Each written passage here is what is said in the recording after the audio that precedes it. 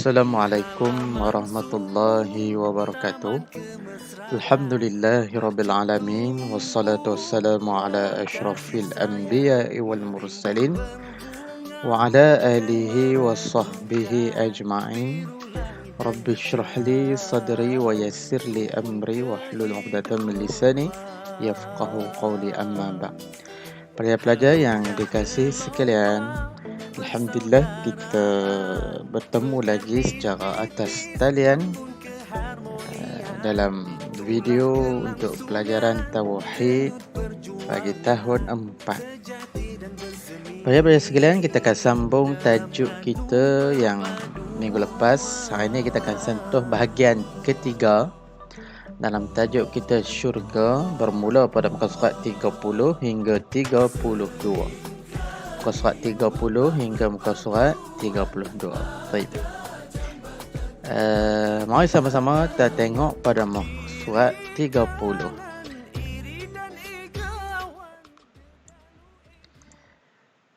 Pelajar-pelajar sekalian, kita sambung ke tingkatan ataupun nama syurga seterusnya, iaitu syurga Al-Kawthar.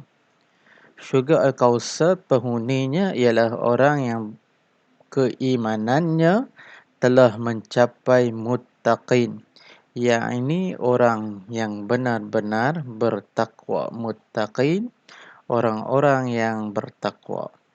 Jadi isyarat ini ataupun penghuni ini boleh rujuk dalam surah Ad-Dukhan ayat 51. Seterusnya yang ke-8, syurga khuldi, dihuni oleh orang yang taat, menjalankan perintah Allah dan menjauhi larangannya. Boleh rujuk surah Al-Furqan ayat 15. Baik.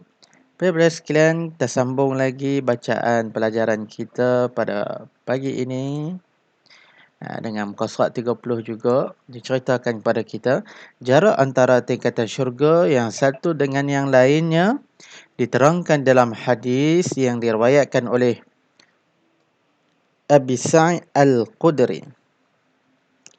Syurga itu terdiri dari 100 tingkat. Antara tingkat satu dengan yang lainnya berjarak seperti antara bumi dan langit. Dan tingkatan tertinggi adalah syurga Firdaus.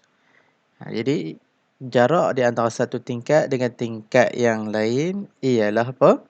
Ialah jaraknya di antara bumi dan langit. Begitu jauh jaraknya, pelajar-pelajar sekalian.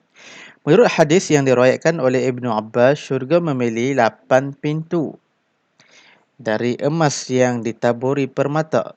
Pintu-pintu tersebut adalah pintu untuk para nabi, rasul, syuhada dan dermawan.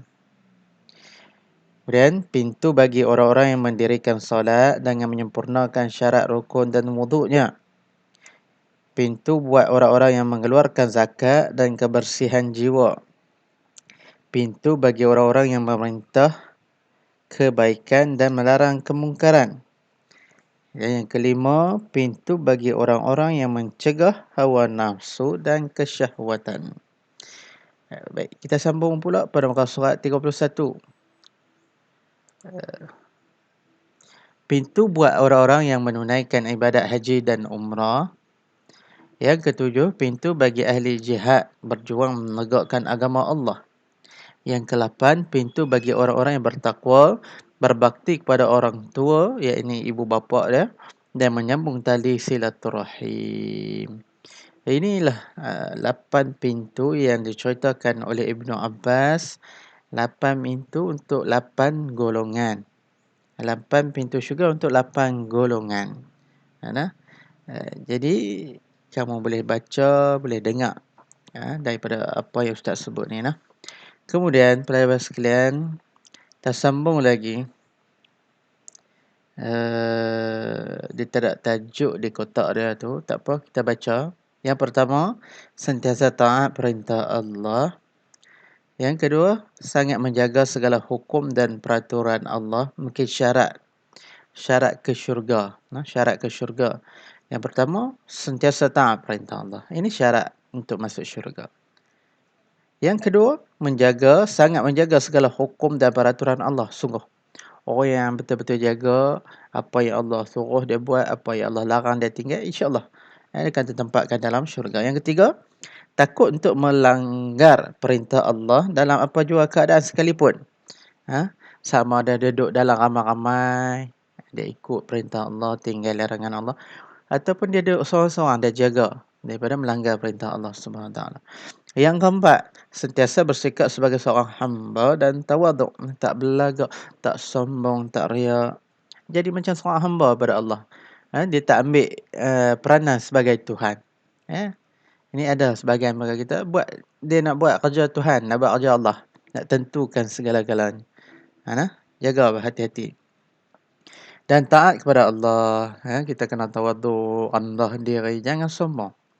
Sombong ni sifat yang layak bagi Allah saja.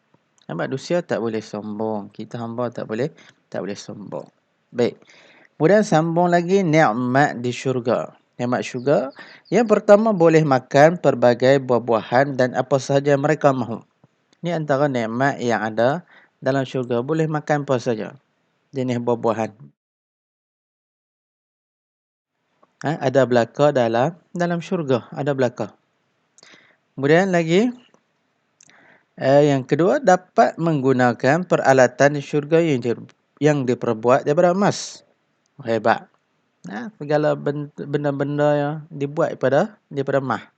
Yang kedua, dapat mendengar perkataan yang baik-baik. Dalam syurga dengar benda yang baik-baik. Benda yang buruk-buruk, benda-benda jahat ni tak ada dalam syurga. Yang keempat, di syurga terdapat sungai yang mempunyai rasa seperti sungai susu. Air sungai tu, rasa dia macam air susu. Pada sungai arak, ada juga air sungai rasanya arak. Kat dunia kita tak boleh minum arak, haram. Kat syurga Allah bagi. Allah bagi, tak haram dah. Minumlah, nak minum banyak mana. Tapi atas dunia jangan. Atas dunia arak haram. Kat syurga nak minumlah. Nak banyak apa nak minum.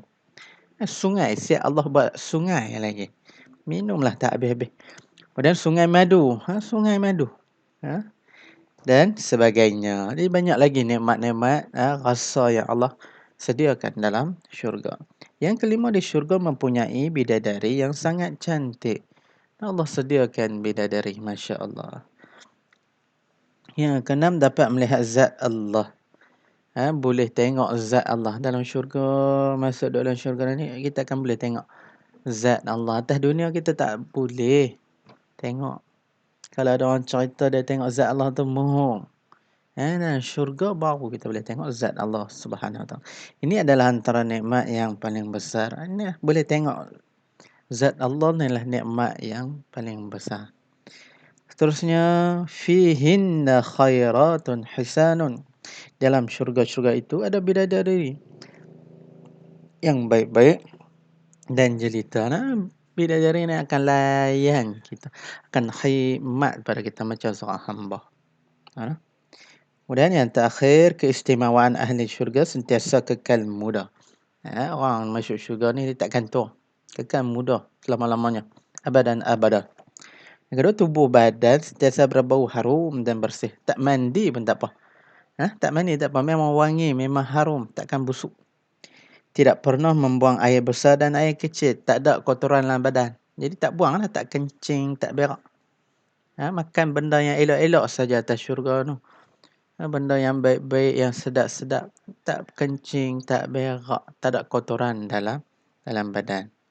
Luar bersih, dalam badan pun bersih.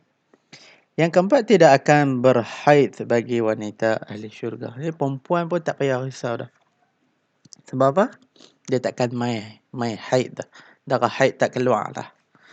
Ni suci. Kita panggil ahli syurga ni bersih, suci. Bersih dan suci. Baik. Jadi para sekalian, sampai di situ sahaja perbincangan kita pada pagi ini. Selesailah kita dalam tajuk syurga. Mudah-mudahan penerangan tajuk syurga kita pada pagi ini dan minggu-minggu sebelum ini yang Ustaz bahagikan kepada 3 bahagian. Ustaz harap kamu dapat memahami apa itu syurga yang disediakan oleh Allah Subhanahu wa taala. Karena segala yang baik datang daripada Allah, segala yang kurang datang pada Ustaz. Hakikatnya kedua-duanya datang daripada Allah Subhanahu wa taala. Wabillahi taufiq wal hidayah. Assalamualaikum warahmatullahi wabarakatuh.